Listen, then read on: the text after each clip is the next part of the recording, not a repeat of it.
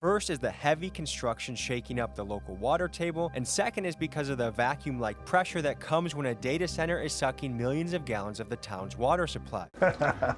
What you see here is sand and sediment in Scott's water. This is what the drinking water now looks like next to that data center. And I think both of us can agree that neither one of these things are drinkable. For people near data centers, this can happen, and it's for two main reasons. First is the heavy construction shaking up the local water table, and second is because of the vacuum-like pressure that comes when a data center is sucking millions of gallons of the town's water supply. Now, sand is obviously bad, but for those even more unlucky, they're worried about losing their water supply altogether. You can see they've almost dried out this section of the lake right here.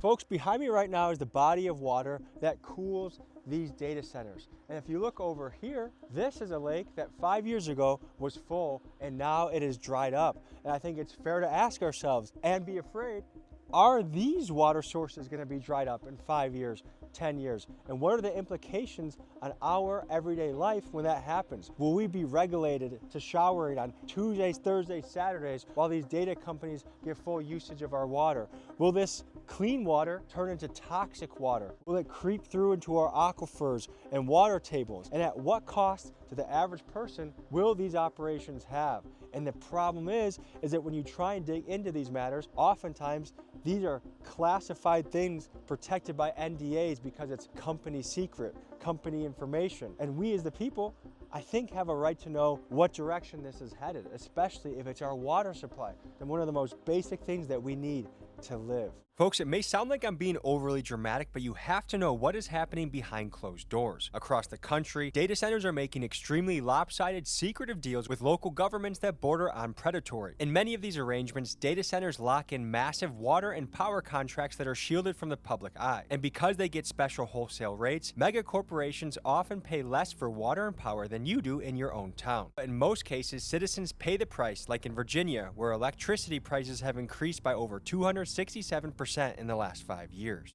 A lot of Americans, we fear that with this AI growth and this data center growth, that a lot of jobs will be replaced with AI, leaving a lot of people jobless while we have these really rich people at the top getting even more rich.